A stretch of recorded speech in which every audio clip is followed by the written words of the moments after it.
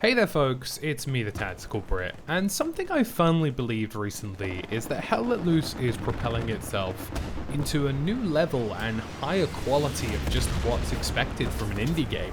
I really do firmly believe that Hell Let Loose is on track to become one of the best, if not the best World War II shooter on the market, and it's making waves in a sense that it's really getting close to a highly AAA standard game from an indie development studio, which is really impressive. And Update 8 is taking it even a step further. Now in this video today, I want to talk to you guys about what Update 8 is bringing from everything we've seen in the dev briefing so far, as well as quickly discussing the news that Hell Let Loose is coming to the Eastern Front in early 2021. So Update 8 really is no joke. This is probably the largest update, ironically, since the previous update, Update 7, and actually changes a lot of the meta of Hell Let Loose, but also massively improves the quality of life of game. One of the things to note really is that with a game that's in early access and something like Hell Let Loose, there won't be one singular update that we can point to that will say, this is what's going to make the game incredible. Rather, a series of medium to large substantial updates are going to bring the quality of the game into a AAA standard and something that we can really look forward to. With Update 8 scheduled for Q4 2020, and with no signs of delays considering that Team 17 has really been hard at work in getting these updates out in a timely fashion, I think it's safe to say we can expect this update anywhere between sort of now and probably around December 15th before production winds down for Christmas. Most development studios tend to sort of close down over Christmas and not really do much from that point forward, so it's safe to say that we'll definitely see it in the early part of December at the very latest. And in this update are a whole host of things that are really going to shift the game into a new and positive direction. To start with, and probably the largest change in terms of meta, we will have support vehicles, which are drivable vehicles that can be used to bring to the front line. Many of you guys will know that Hell Let Loose kind of suffers from just not being able to get into the action fast enough in some places, and the support vehicles will definitely alleviate that issue. Another fantastic inclusion of this update is a bullet penetration system, which will also work on the support vehicles, so you will be able to machine gun somebody out the back of a support vehicle that's only covered in a tarp. And this is kind of a necessary inclusion, of course, because you want, every material in the game to have some kind of ballistic identity, and that's what's being introduced here. And higher caliber rounds will be able to pierce, light sections of metal and also wood and trees and things like that. And from what we've seen so far, the bullet penetration system is highly extensive, and it actually shifts the meta again in the sense that if you're using something like an SMG, although you have that bonus of speed, pace and accuracy, somebody using a rifle, which sometimes feels a bit disappointing in places like the Kar 98, will now have the ability to hit through certain materials, and that's something that massively improves the overall stature of those weapons.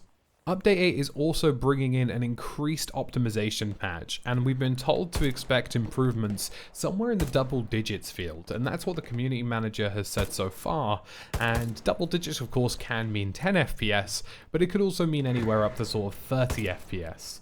Now, as somebody who is lucky enough to run this game on DirectX 12, which for some people it stutters, for some people it doesn't really work, DirectX 12 isn't actually fully implemented in Hell Let Loose yet, I actually get around 120 FPS in this game, and I can safely say that it feels like an entirely different experience to a lower FPS version of this game. I'd actually say improved frame rate is probably the biggest change you'll notice in Update 8, mostly down to the fact that it just makes everything feel so much more succinct. Every animation, every gunshot, every explosion, every combat situation just feels so much more fluid and so much more enjoyable. And I really do believe that this optimization pass, bearing in mind this is a game on Unreal Engine 4 which can be highly optimized, will allow people to have a more fluid experience, and for those of you on lower end systems, an experience that actually feels remotely decent. We're also seeing some huge changes. We have the Utah Beach offensive, the Hurtgen Forest offensive. We're also seeing a huge overhaul to Hurtgen Forest as well, which is very exciting. St. Mary-Église is also being overhauled, as well as heavy weapon sound effects, including things like explosives and tank cannons. We're also seeing an overhauled logistics and supply system, which is something that's been plaguing the game for a while, as well as cosmetics, an engine upgrade, veteran progression, Discord and Steam integration, and even an expanded engineer role. The engineer is now able to place really cool emplacements, such as huge bunker walls, and in fact, entire dugout sections, and effectively makes the engineer massively more important.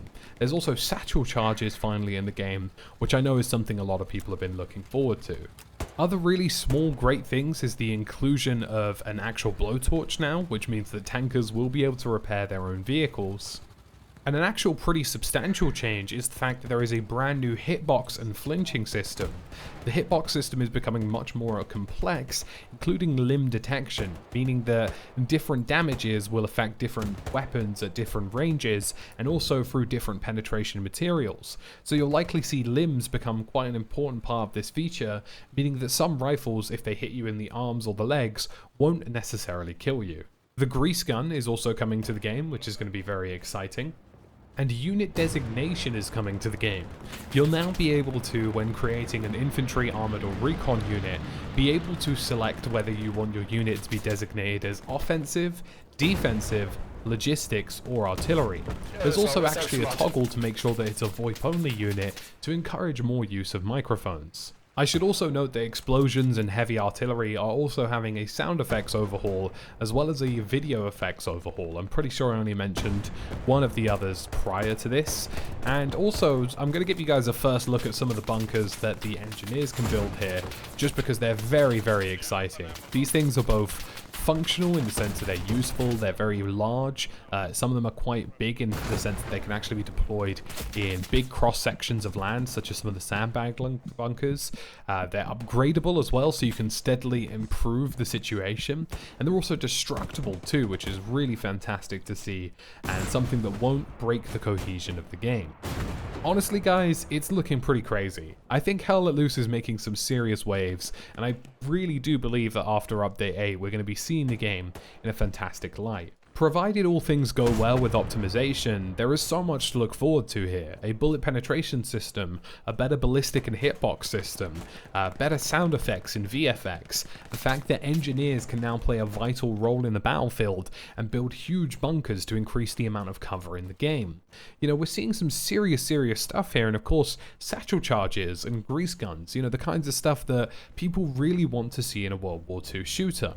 I honestly don't think it gets better than this. I really do believe that with the right level of optimization and with the current graphics that the game has, the atmosphere the game provides, and the steady improvements to the overall functionality, as well as the sound and visuals of this game, Hell Let Loose by the end of Update 8, provided optimization goes well, will be a fantastic title that lots of you are really going to enjoy.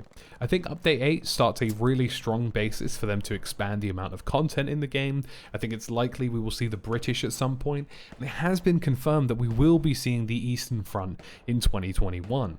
And this is no joke either. We're talking new maps, new factions, and new weapons, and something that's going to be a huge update that we haven't really seen in terms of content for quite some time for Hell Let Loose. I think this game is on a fantastic path. I think a lot of people are waiting on Update 8, and of course this has kind of been a roundup of what you can expect and when you can expect it, which I do believe will be the early part of December. I hope you guys enjoyed this video. If you do, leave a like, leave a sub, and I'll catch you again with some more Hell Let Loose content soon.